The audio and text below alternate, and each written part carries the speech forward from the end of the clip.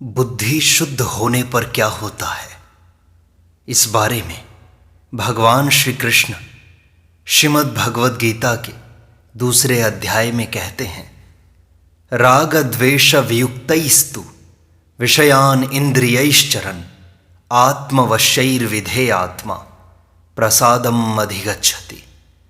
प्रसादे सर्व दुःखानां हानिरस्योपजायते प्रसन्नचेतसो ह्याशु बुद्धि ही पर्यवतिष्ठते।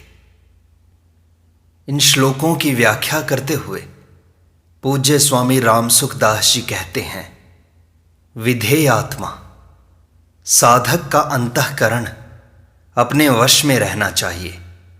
अंतःकरण को वशीभूत किए बिना कर्मयोग की सिद्धि नहीं होती, अपितु कर्म करते हुए विषयों में राग होने की और पतन होने की संभावना रहती है।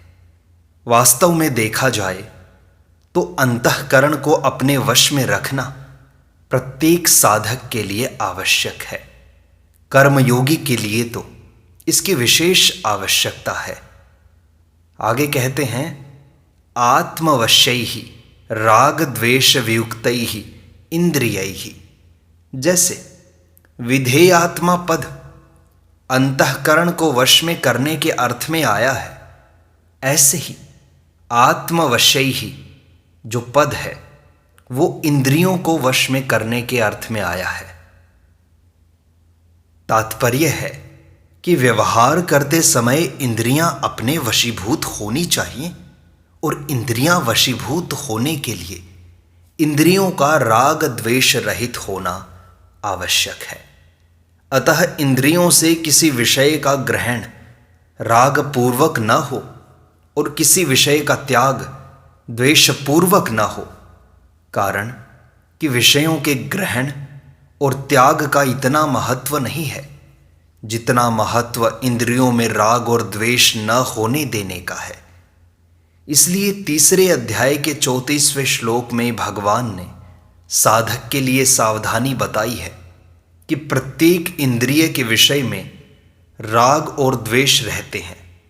साधक इनके वशीभूत न हो, क्योंकि ये दोनों ही साधक के शत्रु हैं। आगे कहते हैं, विषयांचरण, जिसका अंतःकरण अपने वश में है और जिसकी इंद्रियां राग द्वेष से रहित तथा अपने वश में की हुई हैं, ऐसा साधक इंद्रियों से विषयों का सेवन अर्थात सब प्रकार का व्यवहार तो करता है, पर विषयों का भोग नहीं करता। भोग बुद्धि से किया हुआ विषय सेवन ही पतन का कारण होता है। इस भोग बुद्धि का निषेध करने के लिए ही यहां विधेयात्मा, आत्मवश्यैहि इत्यादि पद आए हैं। आगे कहते हैं, प्रसादम अधिगच्छति। राग द्वेष रहित होकर विषयों का सेवन करने से साधक अंतःकरण की प्रसन्नता को प्राप्त होता है। यह प्रसन्नता मानसिक तप है जो शारीरिक और वाचिक तप से ऊंचा है। अतः साधक को न तो राग पूर्वक विषयों का सेवन करना चाहिए और न ही द्वेष पूर्वक विषयों का त्याग करना चाहिए, क्योंकि राग और द्वेष इन दोनों से ही संसार के साथ संबंध जुड़ता है।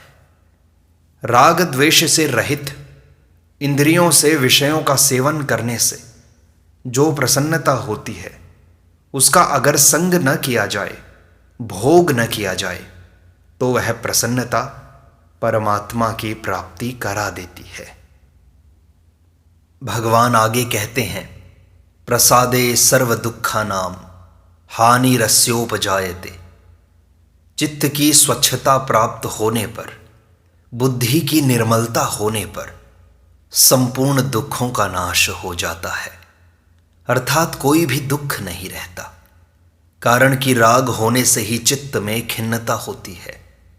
खिन्नता होते ही कामना पैदा होती है और कामना से ही सब दुख पैदा होते हैं। परंतु जब राग मिट जाता है तब चित्त में प्रसन्नता होती है। उस प्रसन्नता से संपूर्ण दुख मिट जाते हैं। जितने भी दुख हैं वे सब के सब प्रकृति और प्रकृति के कार्य शरीर संसार के संबंध से ही होते हैं। और शरीर संसार से संबंध होता है सुख की लिप्सा से। सुख की लिप्सा होती है खिन्नता से, परंतु जब प्रसन्नता होती है तब खिन्नता मिट जाती है। खिन्नता मिटने पर सुख की लिप्सा नहीं रहती। सुख की लिप्सा न रहने से शरीर संसार के साथ संबंध नहीं रहता, और संबंध न रहने से संपूर्ण दुखों का अभाव हो जाता है। सर्व दुखानाम हानि ही। तात्पर्य है कि प्रसन्नता से दो बातें होती हैं, संसार से संबंध विच्छेद और परमात्मा में बुद्धि की स्थिरता। यहां सर्व दुखानाम हानि ही का तात्पर्य यह नहीं है कि उसके सामने दुखदायी परिस्थिति आएगी ही नहीं, अपितु इसका तात्पर्य यह है कि कर्मों के अनुसार उसके सामने दुखदायी घटना परिस्थिति आ सकती है, परंतु उसके अंतःकरण में दुख, संताप, हलचल इत्यादि विकृति पैदा नहीं हो सकती। भगवान आगे कहते हैं, प्रसन्न चेतसो ह्याशु बुद्धि ही पर्यवतिष्ठते। प्रसन्न चित्त वाले की बुद्धि बहुत जल्दी परमात्मा में स्थिर हो जाती है, अर्थात साधक स्वयं परमात्मा में स्थिर हो जाता है। उसकी बुद्धि में किंचित मात्र भी संदेह नहीं रहता। पूज्य स्वामी रामसुखदास जी श्लोकों की मार्मिक बात बताते हैं कि भगवद विषयक प्रसन्नता हो अथवा व्याकुलता हो, इन दोनों में से कोई एक भी अगर बढ़ जाती है तो वह शीघ्र ही परमात्मा की प्राप्ति करा देती है। जैसे भगवान के पास जाती हुई गोपियों को माता पिता, भाई, पति आदि ने रोक दिया, मकान में बंद कर दिया, तो उन गोपियों में भगवान से मिलने की जो व्याकुलता हुई उससे उनके रजोगुण तमोगुण नष्ट हो गए, और भगवान का चिंतन करने से जो प्रसन्नता हुई उससे उनका सत्वगुण नष्ट हो गया। इस प्रकार गुण संग से रहित होकर वे शरीर को वहीं छोड़कर सबसे पहले भगवान से जा मिली।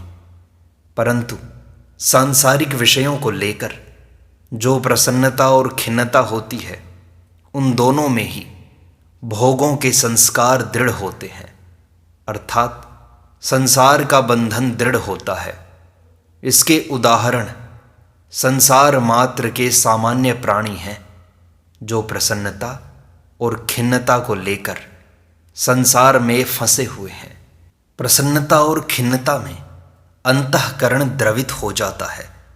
जैसे द्रवित मोम में रंग डालने से मोम में रंग स्थायी हो जाता है, ऐसे ही अंतःकरण के द्रवित होने पर उसमें भगवत संबंधी अथवा सांसारिक जो भी भाव आते हैं वे स्थायी हो जाते हैं। स्थायी होने पर वे भाव उत्थान अथवा पतन करने वाले हो जाते हैं। अतः साधक के लिए उचित है कि संसार की प्रिय से प्रिय वस्तु मिलने पर भी प्रसन्न न हो, और अप्रिय से अप्रिय वस्तु मिलने पर भी उद्विग्न न हो। एक विभाग भोग का है और एक विभाग योग का है। राग द्वेष से युक्त भोगी मनुष्य अगर विषयों का चिंतन भी करे तो उसका पतन हो जाता है, परंतु राग द्वेष से रहित योगी मनुष्य अगर विषयों का सेवन भी करे तो उसका पतन नहीं होता, अपितु वह परमात्म तत्व को प्राप्त हो जाता है। राग द्वेष से रहित मनुष्य भोग बुद्धि से विषयों का सेवन नहीं करता, अर्थात भोगजन्य सुख नहीं लेता, क्योंकि उसका ध्येय नहीं है।